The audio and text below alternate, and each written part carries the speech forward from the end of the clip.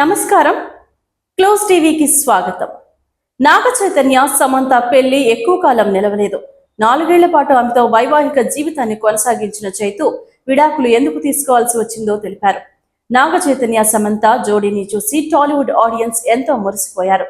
కానీ ఆ బంధం ఎక్కువ కాలం నిలవలేదు. 4 ఏళ్ల పాటు వైవాహిక జీవితాన్ని కొనసాగించిన ఈ జంట డివోర్స్ తీసుకోవడంతో ఒక్కసారిగా అంతా షాక్ అయ్యారు.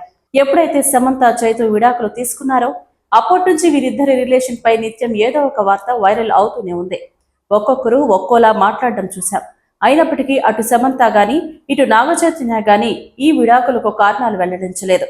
ఈ క్రమంలో తాజాగా తండేల్ సినిమా ప్రమోషన్స్ లో సమంతతో విడాకులపై కుండ బద్దలు కుట్టారు నాగచైతన్య. తమ బ్రేకప్ విషయం చెబుతూ రహస్యాలు వెల్లడించారు. ఒక బ్రేకప్ జరిగితే ఆ తర్వాత జరిగే పరిణామాలేంటి, ఎలాంటి బాధను అనుభవించాల్సి వస్తుందనేది నాకు తెలుసు.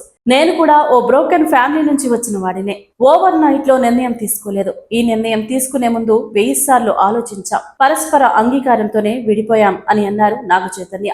అసలు ఇలాంటి కఠిన నిర్ణయం తీసుకునే పరిస్థితి వచ్చి ఉండకూడదు, కానీ వచ్చింది.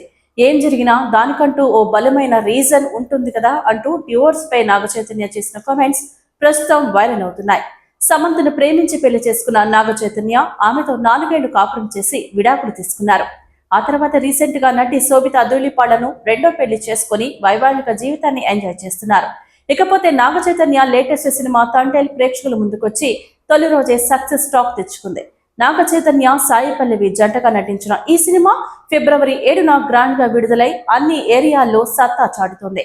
నాగ చైతన్యకు ఇది కెరీర్ బెస్ట్ మూవీ అంటున్నారు సినీ విశ్లేషకులు. బన్నీవాస్ భారీ ఎత్తున నిర్మించిన ఈ సినిమాకు దేవిశ్రీ ప్రసాద్ సంగీతం బాగా ప్లస్ అయింది. నాగ చైతన్య సాయి పల్లవి కెమిస్ట్రీ బాగా వర్కౌట్ అయింది. ఈ మూవీపై అక్కినేని ఫ్యాన్స్ భారీ అంచనాలు పెట్టుకోగా తొలి రోజే సక్సెస్ టాక్ రావడంతో తెగ సంబరపడుతున్నారు.